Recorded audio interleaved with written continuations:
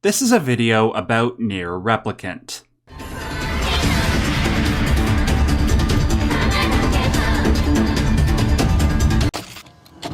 I bet you were expecting a long introduction, weren't you? Where I set up the theme, maybe quote a philosopher, maybe a personal anecdote.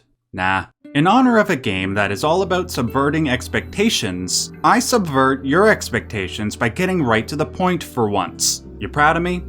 Okay, I have a little bit of setup. Before expectations can be subverted, they need to be made in the first place. The creator of NieR, Yoko Taro, spawned a unique set of expectations after directing his first game, Drakengard. As I laid out in a video that I did 3 weeks ago on Drakengard, the game succeeded at doing something that virtually no other game had done prior or since then. It used incredibly bland and mindless gameplay to make a powerful artistic statement. If the gameplay is about finding joy in mindless killing, and the main character, Kaim, is also mindless in his boundless slaughter, then what are the differences between Kaim's mindlessness and that of the gamer?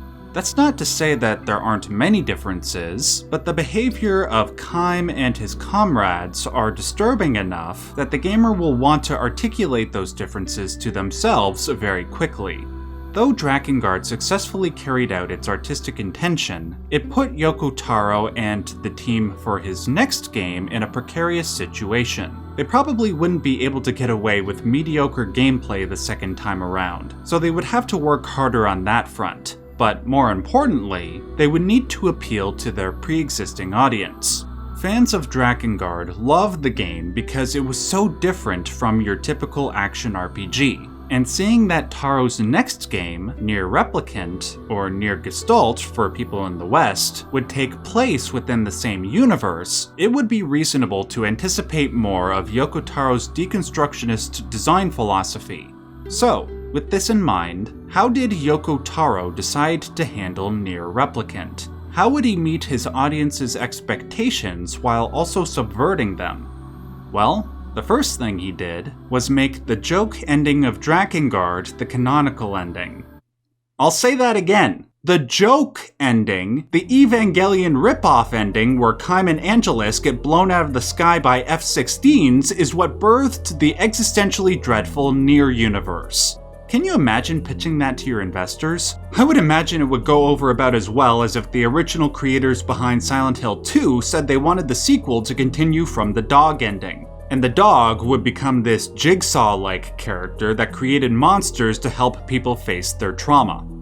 Okay, I can't be the only one who thinks that would be low-key awesome, right? Whatever, let's not get distracted. Though this creative choice was audacious, it is insignificant relative to what Yoko Taro was trying to do overall with NieR Replicant. On the one hand, NieR was a continuation of what Drakengard started. Both games took common tropes that we come to expect in action games and flipped them, in order to provoke disturbance and, by proxy, reflection.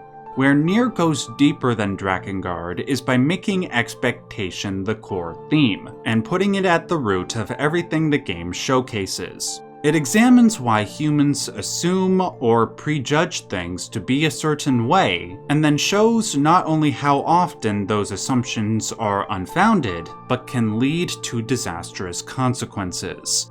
Worst of all, NieR Replicant continuously puts the gamer in situations where they prejudge, and then commit unimaginable acts as a consequence. Though the results are initially horrifying, they were responsible for birthing a greater sense of patience, openness, and inner peace within me than any other form of media had done prior. In that sense, the story of NieR fulfilled the potential that Drakengard's story had. In fact, it did it so well that I would go so far as to say that NieR Replicant has some of the best writing that I have ever encountered in a game. Unfortunately though, where NieR struggles to improve from Drakengard, to a degree, is with its gameplay. Don't get me wrong, NieR's gameplay is a significant improvement, and is not bad by any means. However, there are times where the game falls back on what Drakengard did by using questionable gameplay to make an artistic point. While that succeeded mostly the first time around, that excuse doesn't hold up as well in NieR. Sometimes it does still work, in a couple of cases amazingly so, but other times, subpar level design and subquests can make the experience feel tedious, resulting in a game that is an incomparably brilliant gem, but one that is undeniably flawed. Today, I would like to analyze the vast number of ways in which NieR Replicant succeeded in presenting its main theme, as well as a couple of ways in which it didn't. Before I do, I will warn that there are spoilers ahead. If you have not played NieR Replicant yet and don't want to be spoiled, bookmark this video and come back to it when you're done. The game opens in the summer of the year 2053, but confusingly, we see snow blanketing a city that seems to have experienced a post-apocalyptic event. Within this city resides the main character NieR, who...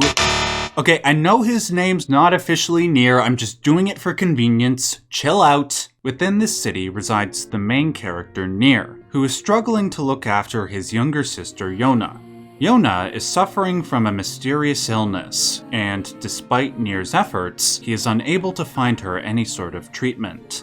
One day, while both are trying to rest, they are suddenly ambushed by mysterious entities known as Shades. Though NieR is initially successful in holding them off, he is eventually beaten down to the point where he becomes borderline immobile.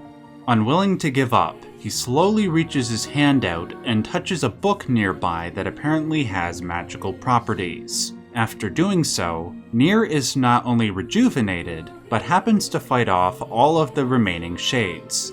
When he returns to Yona, he finds that her condition is worsening. In his despair, NieR screams to the heavens for help, as the screen cuts to black. 1,412 years later. What? Really? Okay, I'm sure there'll be an explanation for that huge time jump. Wait, what? NieR and Yona are still alive? What kind of virgin blood are you drinking? Within the game's first 15 minutes, we are treated to a treasure trove of tantalizing questions. How are these two still alive? And how are they the same age? More importantly though, why is Yona still suffering from this unknown disease, and why is NieR still looking for a cure? With these questions, the game tries to condition the audience, to make them suspect that not everything is as it seems.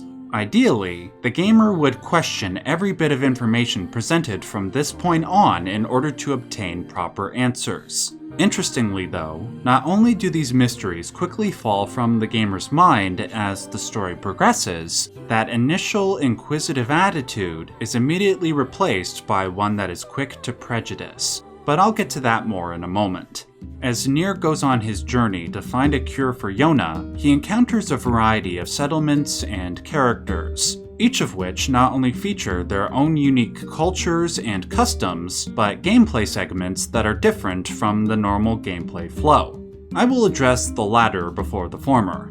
When you're not completing a main mission, you will be in the game's overworld completing side quests. These typically feature NieR engaging in blade-swinging combat with the aforementioned Shades in order to access a required item or meta-relevant NPC. When you are following the main questline though, there will be times when the gameplay feels like it belongs in a different title. In some cases, the style of gameplay presented pays blatant homage. In the Desert Temple, the gameplay pays homage to the Legend of Zelda series, a connection that is made irrefutable when the young king you are trying to rescue holds up a mask in the same way Link holds up an item he discovers. In the mansion level, the camera is framed in a way that is reminiscent of the old-school Resident Evil games. The Forest of Myth, however, features the greatest departure from NieR's gameplay loop when you are suddenly inserted into a text adventure, one that takes a pretty decent amount of time to get through. It was a bold decision to insert something like this into what is supposed to be a kinetic action game. While I imagine it would be off-putting to more casual gamers, I found that the novelty of it, along with the other changes in gameplay structure, kept things fresh.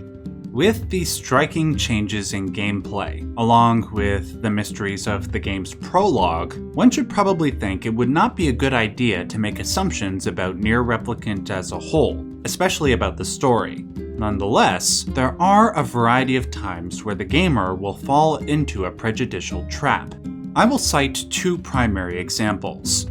First, when arriving at an area known as the Area, NieR finds a culture of people that are incredibly xenophobic and rude, particularly to a character named Kaine, who lives outside the Area and who eventually joins NieR's party. Second, when arriving at the city of Flawed, NieR finds a culture of people who adhere strictly to an unimaginably long list of silly and often contradictory rules. My immediate reaction to these ways of life was antagonistic. I was inclined to think that the people of the Area were just prejudiced jerks, and the people in Flawed were backwards and needed to not be so uptight. But these are just two of many examples where Yoko Taro elicits this prejudgment and then introduces new information that changes your perspective.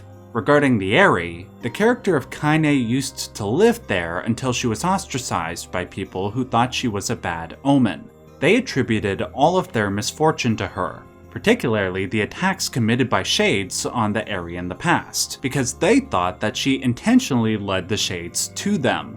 However, after NieR teams up with Kaine to stave off a massive Shade attack on the Area, the citizens begin to change their opinion of her. With this new information, my opinion of these people changed from one of immediate derision. As humans tend to do when they experience a random traumatic event, the people of the Area sought out a scapegoat that they could blame for causing the tragedy.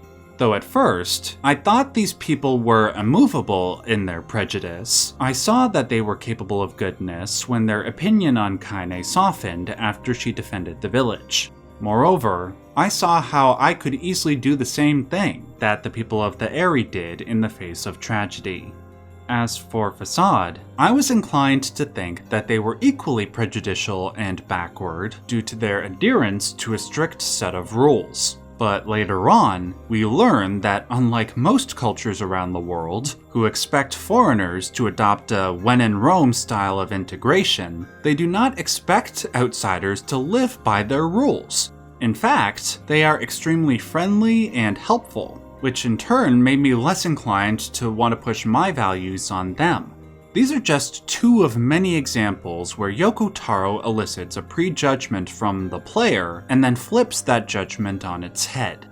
By repeating these types of scenarios multiple times, NieR Replicant shows the gamer multiple ways in which false assumptions can be made so we can recognize them in our own lives and in the lives of others. Sometimes it's a difference in customs and language, like with the people of Flawed. Sometimes it's a difference of life circumstances, like with the people of the Area. By detecting these factors in advance, one can mitigate instinctual assumptions or, worse, instinctual behavior, which can sometimes lead to verbal and/or physical clashes. As a YouTuber, for example, when I receive a nasty comment from somebody, I could respond in an equally derisive way. However, I find that 8 or 9 times out of 10, responding in a kind or constructive way makes the commenter calm down, and more often than not, apologize. I can wholeheartedly say that more than any other work of fiction, NieR Replicant was responsible for teaching me this patience. It taught me how to successfully refrain from acting instinctually when confronting people or circumstances that test my morality. That said, there are times when our morality meets an, at least initially, insufferable challenge, and this is where NieR Replicant demonstrates both its greatest strength and its greatest weakness. In the same way Drakengard used mediocre gameplay to amplify the story and its central message, NieR does the same in a number of circumstances. Unfortunately though, as I hinted at the beginning of the video, that design philosophy doesn't always succeed this time around. With Drakengard, the gameplay was virtually the same throughout, which was necessary in order to communicate its central message about mindless killing. NieR, on the other hand, has pretty solid gameplay the majority of the time. However, for about 30% of the experience, there will be times when the gameplay becomes not only repetitive and tedious, but doesn't have a meta element where the poor game design is purposeful. It's just poor, and this is most apparent in the game's side quests. Not all of them, mind you. I will cite a positive example before I get to the negative ones. One extremely long side quest involves an elderly man teaching you how to fish. To complete it, you have to catch certain types of fish, which can often only be found in specific locations using specific kinds of bait. It takes forever to do, and is not fun in the slightest. When I finally completed the quest line though, I went to the place where the elderly man tended to be, only to find a random townsperson. He informed me that the elderly man had died before I could turn in the last quest. He also told me that for most of the elderly man's life, the townspeople hated him for doing all sorts of terrible things in the past. Finally, he then insinuates that by spending time with this elderly man, having him teach us how to fish, he could rest in peace, knowing that he did at least one thing good with his life. In just a few seconds, all the tediousness of the past several hours became recontextualized. I suddenly felt grateful for having gone through all of that, even though all my efforts were for an unfeeling NPC. There are other side quests in the game that provide you with this type of strenuous yet meaningful experience. Unfortunately, they are needles in a haystack of generally repetitive side quests which barely have any meaningful impact on the story or on gameplay. For the most part, the side quests boil down to go here, find 5 or 10 of these items, then bring them back to me and I will give you more money than you will know what to do with. Yes, you can use that money to buy different types of weapons and upgrade them, but like with Drakengard, you will find that one of the first few weapons you get will be plenty sufficient for the entire game, and the rest are just checkboxes for completionists. The first time I played NieR, I did barely any of the side quests, and I found that the money and experience points that I accumulated from just the main quest were plenty to get me through the game's hardest challenges. Plus, I had a much better time because the main quest has a generally solid sense of pace. When I tried to do more than a handful of side quests, that sense of pace became seriously compromised. Again, it's not so bad that it motivates me to say that NieR has bad gameplay. Not at all. I think it has good gameplay. It just wasn't always consistent. But regardless, NieR Replicant's story on its own sufficiently demonstrates the pain of contending with life's struggles and maintaining one's moral compass, specifically when it comes to living in harmony with truth. Bringing things back to NieR's core theme of expectations and prejudice, the game provides a few scenarios where our perception of the truth is betrayed so destructively that I feel almost no human would be able to survive the emotional cataclysm that would follow. The greatest example comes with the character of NieR and his quest to find a cure for his sister. Towards the beginning of the game, NieR encounters a sentient floating book named Grimoire Weiss, whom he frees from a magical prison. When NieR introduces Weiss to the leaders of his hometown, Devila and Popola, they both recall a legend involving Weiss. In this legend, Weiss destroys his antithesis, another floating book known as Grimoire Noir, which in turn will rid the world of not just the shades, but the black disease that is plaguing Yona. At this point, NieR assumes that this legend is true, and sets out to do whatever is needed in order to save his sole reason for living. Early in his journey, NieR demonstrates an openness, helpfulness, and a sense of patience that few people possess. He rarely assumes the worst in people. Even when he encounters people that are initially rude to him, he wishes to help them out. There are a couple of times where his kindness is taken advantage of, but he is usually able to shrug it off and focus on the vast majority of times where his kindness paid off. Unfortunately, something happens around the midpoint of this game that causes NieR's attitude to shift.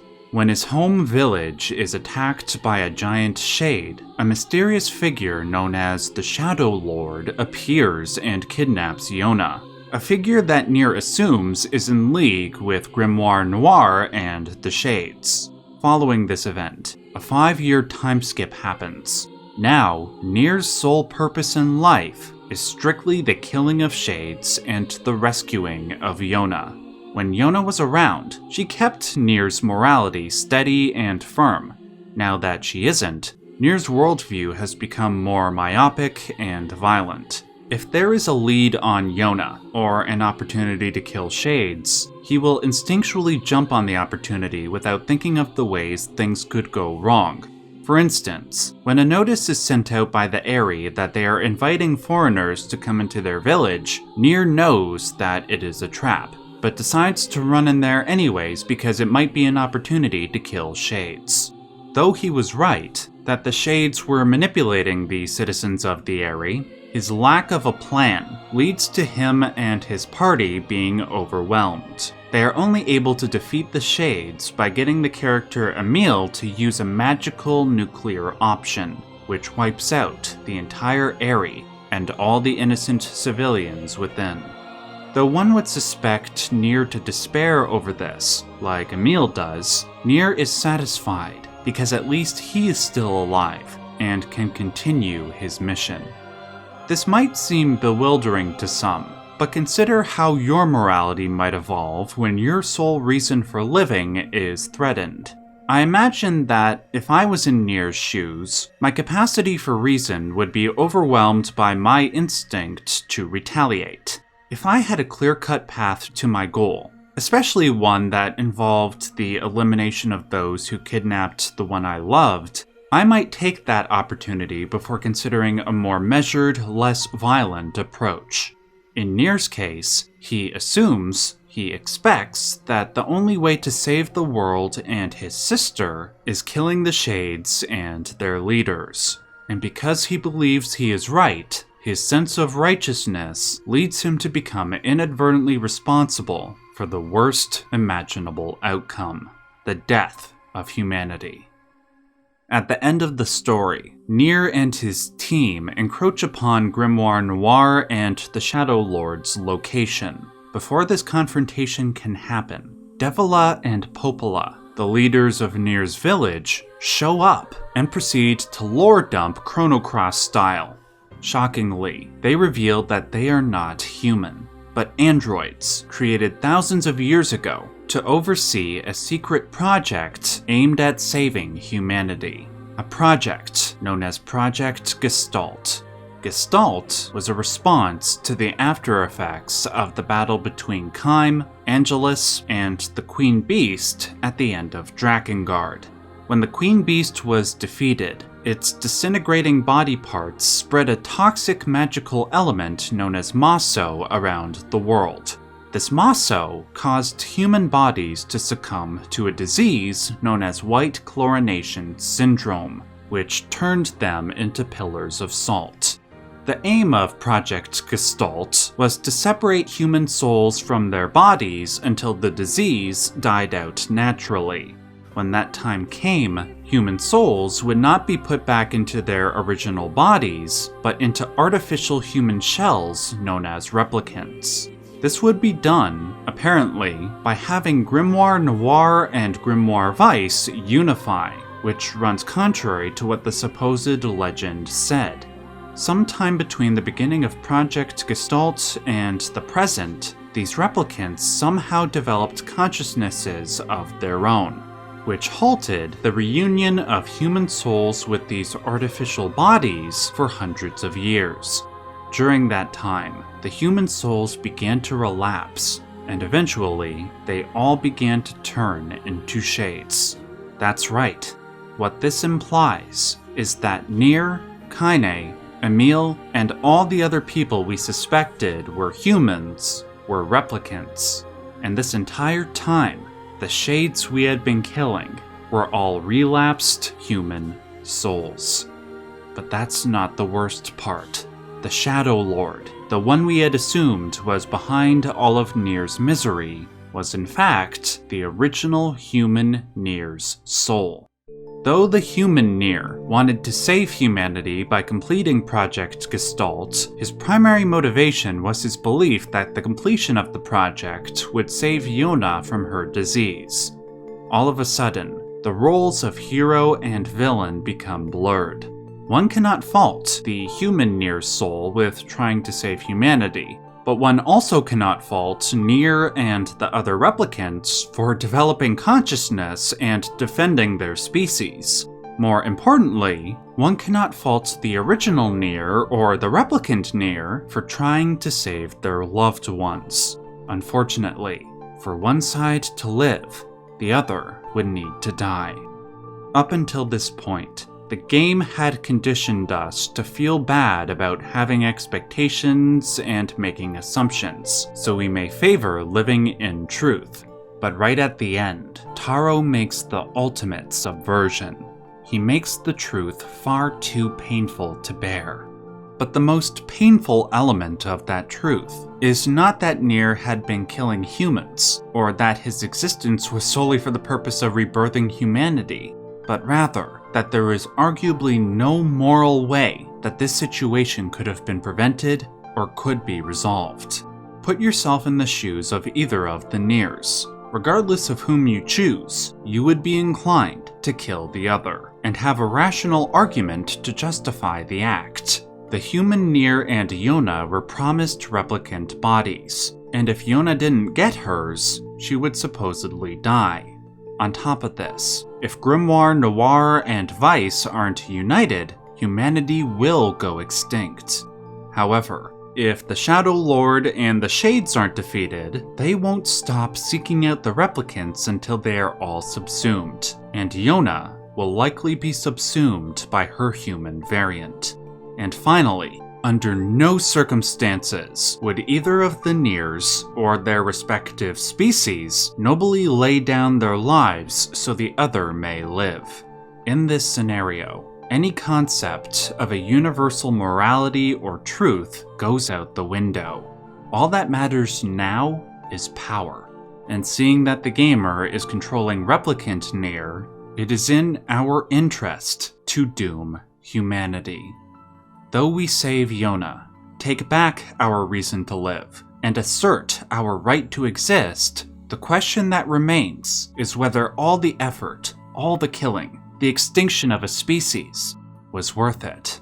But the more important question, the one that might be too difficult to ask, is was it the right thing to do?